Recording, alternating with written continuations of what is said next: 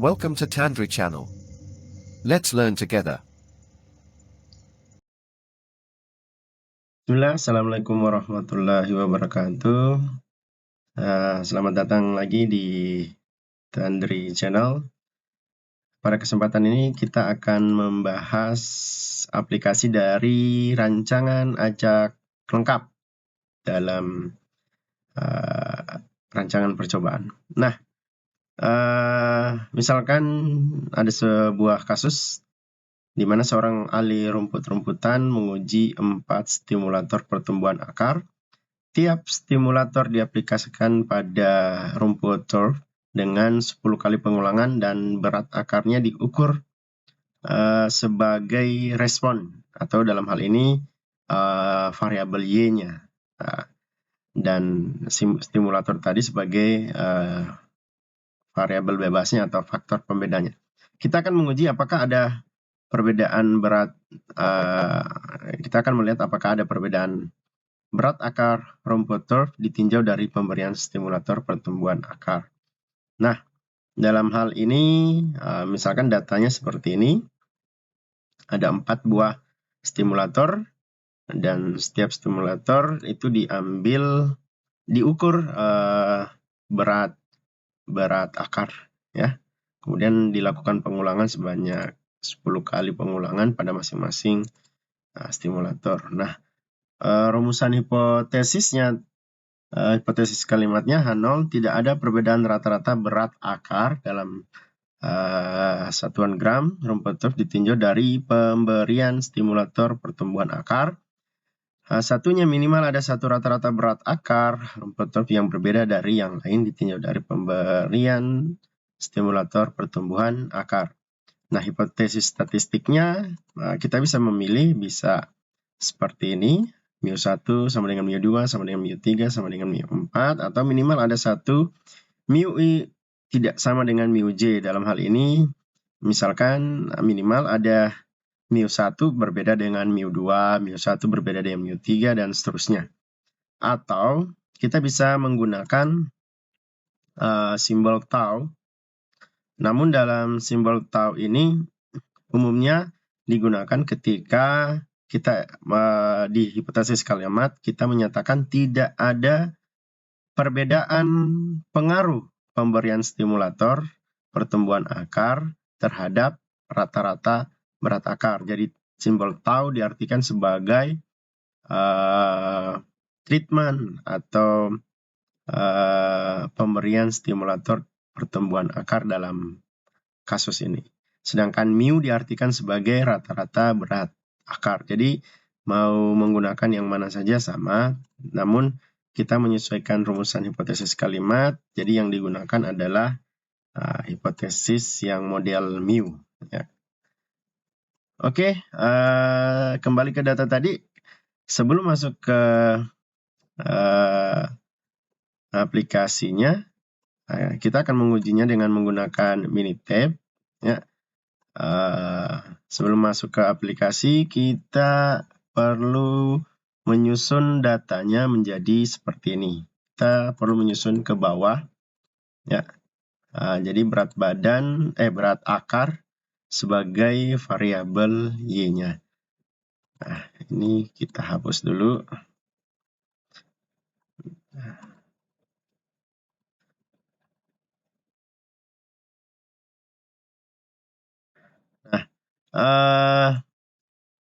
kita langsung copy untuk membawa datanya ke Minitab. Kita copy saja blok, kemudian copy.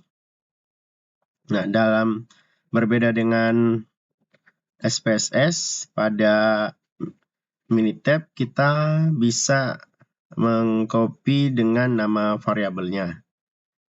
Kita copy pada kolom pertama, baris pertama di baris judul ini, karena kita mengcopy tadi dengan nama variabelnya dan datanya juga.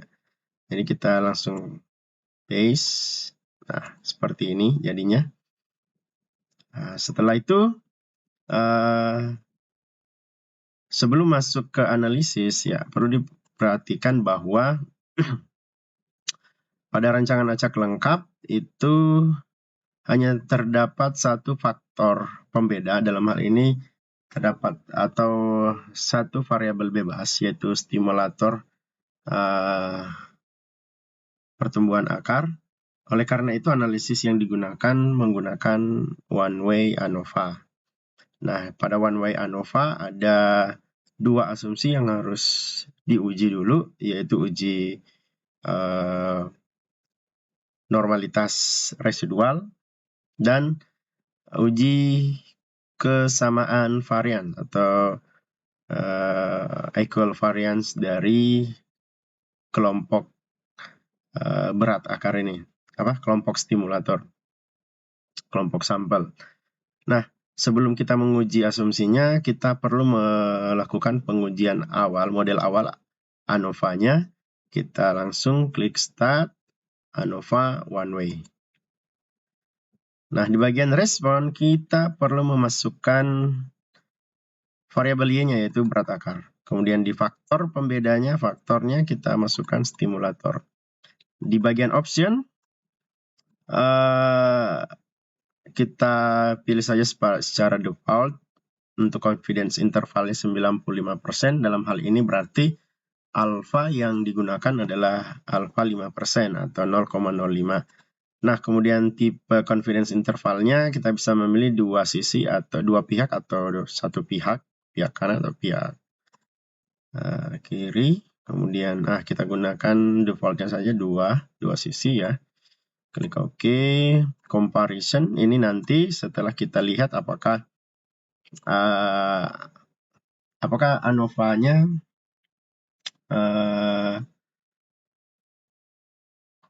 signifikan atau tidak, tolakan nol atau tidak. Kalau tolakan nol, maka lanjut ke uji comparison-nya. Kita akan melihat mana yang berbeda, karena di hipotesis alternatifnya tadi H1-nya mengatakan bahwa minimal ada satu yang berbeda, satu pasangan yang berbeda, mu1, mu2 kah, mu1, mu3 kah, atau keseluruhannya berbeda. Nah, itu nanti di comparison-nya. Nah, kita abaikan dulu, kita masuk ke graph. Di bagian grafiknya itu kita bisa melihat bagaimana distribusi dari residualnya secara visual. Walaupun lebih akuratnya kalau kita melihat secara statistik ya, pengujian statistik melalui uji normalitas Kolmogorov atau Anderson-Darling. Nah, kita centang saja 4-in-1, kemudian OK, bagian result, defaultnya centang semua OK, storage, kita centang residual di sini untuk mengeluarkan nilai residual sehingga bisa kita lakukan pengujian normalitas datanya. Kemudian kita klik OK dan OK. Nah, di sini keluar nilai residualnya ya. Kemudian hasil pengujian ANOVA-nya. Faktornya ada 4 level,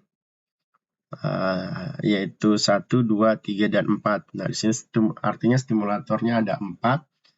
Nah, hasil analisis variansnya diketahui bahwa signifikansinya atau p-value-nya itu sebesar 0,005. Ya, jadi dikatakan bahwa H0 ditolak itu ketika PV value-nya itu lebih kecil dari alfanya atau lebih kecil dari 0,05. H0-nya tadi adalah tidak ada perbedaan. Berdasarkan hasil pengujian, kita peroleh bahwa ternyata analisisnya menolak H0 dengan secara otomatis bahwa minimal ada satu rata-rata berat akar yang berbeda. Nah, namun sebelum itu kita perlu melihat uji normalitasnya, normalitas residualnya. Nah, kalau secara grafik ini titik-titik datanya mengikuti garis lurus, dapat diasumsikan datanya berdistribusi normal secara visual, bisa juga lewat histogramnya, ya, mengikuti lonceng atau distribusi normal. Nah, untuk memastikannya kita bisa klik Start, Basic Statistik, kemudian Normality Test. Klik. Nah, di variabel kita masukkan residual, karena residualnya yang akan kita uji normalitasnya. Untuk test for normality, kita bisa memilih Anderson-Darling, Ryan Joyner. Ini mirip dengan Shapiro-Wilk yang ada di SPSS, atau Kolmogorov-Smirnov. Kita bisa memilih salah satu referensi mana yang kita acu. Umumnya yang digunakan adalah Kolmogorov-Smirnov, ya, sama dengan di SPSS. Di SPSS tidak ada Anderson-Darling, yang ada Shapiro-Wilk dan Kolmogorov-Smirnov. Nah, kita pilih Kolmogorov-Smirnov, kemudian kita klik OK. Nah, kita lihat di sini grafiknya sama ya tadi, sama dengan yang di atas tadi. Kemudian dia mengeluarkan nilai PV value. P-value-nya itu lebih besar dari 0,15. Artinya kalau lebih besar berarti dia P-value-nya lebih di atas 0,1. Kalau dia di atas 0,1 berarti di atas 0,05 atau lebih besar dari alfa. Dalam hal pengujian normalitas data seperti yang kita bahas di video-video sebelumnya, sebuah data dikatakan mengikuti distribusi normal jika nilai signifikansi pengujiannya atau P-value-nya itu lebih besar dari 0,05. Dalam hal ini, hasil pengujian menunjukkan bahwa P-value-nya itu lebih besar dari 0,15, artinya lebih besar dari 0,05. Oleh karena itu, data dapat dikatakan mengikuti distribusi normal. Selanjutnya, kita menguji apakah datanya variansnya itu sama atau tidak, homogen atau tidak. Kita cek, kita tes dulu. Langkah-langkahnya: start, ANOVA, test for, di basic juga ada, tapi di sini hanya untuk menguji dua varian saja, dua kelompok data. Kita coba yang ANOVA, kemudian start, ANOVA, kemudian test for equivariance. Di respon kita masukkan akar, ya, berat akar sebagai variabel Y, kemudian faktor pembedanya stimulator. Option kita biarkan, ya, 95%. Oke. Result, oke. Storage-nya varians bisa kita centang untuk melihat varians. Oke, kita klik OK, kemudian OK. Nah, ini standar deviasi masing-masing stimulator. Kemudian kita secara deskriptif, ya. Kemudian kita lihat apakah secara inferensi melalui uji Levene sama dengan SPSS, ya, uji Levene-nya, apakah ada variansnya itu homogen, varians antar kelompok data homogen atau tidak. Nah, dalam hal ini kita bisa melihat nilai P-value dari uji Levene test. Jika nilai signifikansi atau P-value-nya itu lebih besar dari alfa 0,05, maka dapat dikatakan bahwa datanya atau data dari 4 kelompok ini memiliki varians yang homogen. Nah, dari hasil pengujian kita peroleh bahwa ya datanya ini homogen, variansnya homogen. Nah, seperti ini kita lihat variansnya ya relatif sama ya. Lewat pengujian pun juga lebih besar signifikansinya atau p-value-nya lebih besar dari alfa. Nah, ini visualisasinya ya, tidak terlalu jauh berbeda. Nah, sehingga asumsi normalitas data dan varians itu telah terpenuhi. Jadi karena telah terpenuhi dan di ANOVA tadi kita lihat bahwa analisis variansnya itu ada perbedaan ya, ada perbedaan atau minimal ada satu pasangan atau kelompok yang berbeda. Kita selanjutnya kelompok mana saja yang berbeda? Apakah 1 dan 2 atau 1, 3, 1, 4, 2, 3, 2, 4 atau 3 dan 4 yang berbeda atau 1, 2, 3, 4 berbeda? Kita bisa lihat di uji comparison-nya. Atau kalau di SPSS namanya post hoc test. Kita klik start, ANOVA, one way, kemudian sama seperti tadi, berat direspon, stimulator di faktor, comparison, karena datanya homogen, kita bisa menggunakan uji Tukey. Ya. Uji Tukey. Uji Tukey ini sama dengan uji two independent sample t-test. Ya.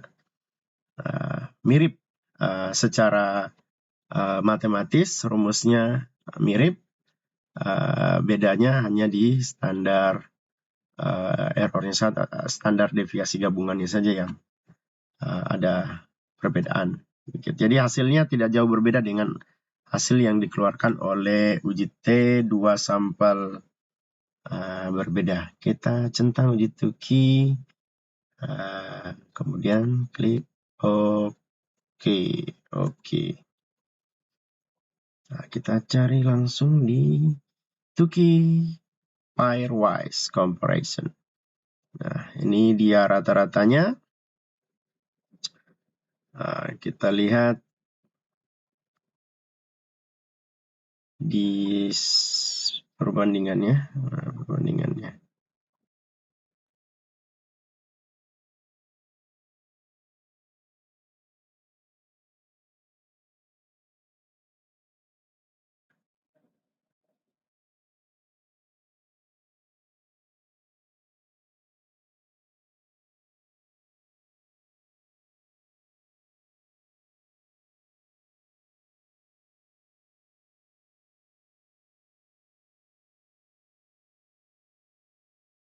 Ini.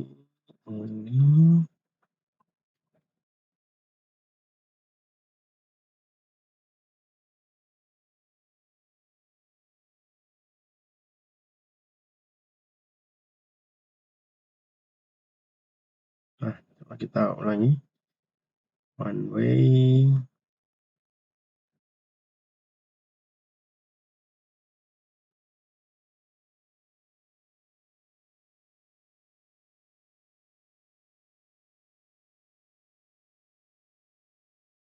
Ini maaf. Di tesnya kita centang. Maaf, kita lupa tadi. Tes, kemudian kita OK. Ini dia. Tadi lupa dicentang tesnya. Agar keluar nilai T value dan signifikansinya. Nah, jadi distribusi dari uji Tukey itu adalah distribusi T, ya seperti uji T 2 sampel berbeda. Jadi distribusinya mengikuti uji T. Jadi kalau ingin membandingkan T hitungnya kita bandingkan dengan nilai T tabel, atau langsung nilai p-value-nya, signifikansinya dibandingkan dengan alfa. Nah, dalam hal ini pengujian ini kita lihat signifikansi yang lebih kecil dari alfa itu adalah pertama, kedua, dan ketiga. Apa itu? 2 lawan 1, 3 lawan 1, 4 lawan 1. Nah, sehingga dalam hal ini kita bisa katakan bahwa yang berbeda adalah stimulator 1. Dia berbeda dengan stimulator 2, berbeda dengan 3, berbeda dengan 4. 32, 42, 43 itu sama. Jadi yang berbeda itu adalah 1. 1 berbeda dengan 2, 1 berbeda dengan 3, 1 berbeda dengan 4. Karena nilai signifikansinya lebih kecil dari alfa 0,05. Nah, dalam hal ini juga kita bisa melihat bahwa stimulator 1 itu memberikan pengaruh yang lebih baik atau menghasilkan berat akar rumput yang lebih tinggi, lebih besar dibanding stimulator yang lain, 2, 3, dan 4. Itu dilihat dari mean difference-nya. Jadi kalau mean difference-nya artinya rata-rata stimulator pertama rata-rata stimulator kedua dikurang dengan rata-rata stimulator pertama menghasilkan negatif. Atau kalau kita balik, stimulator 1 kurang stimulator 2 positif 0,75. Ya, kita bisa lihat di sini. 1 dikurang 2, 4,32 dikurang 3,57 itu hasilnya positif 0,75 ya.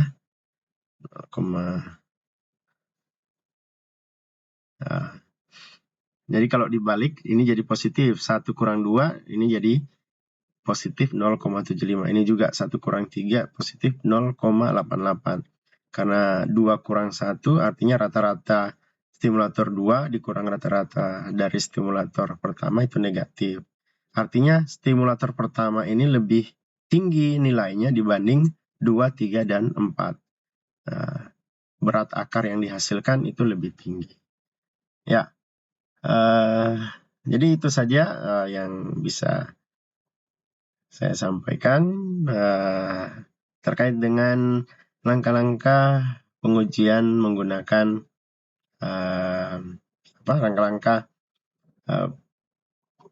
one way ANOVA dengan rancangan acak lengkap pada software Minitab. Semoga bermanfaat. Sekian, Assalamualaikum warahmatullahi wabarakatuh.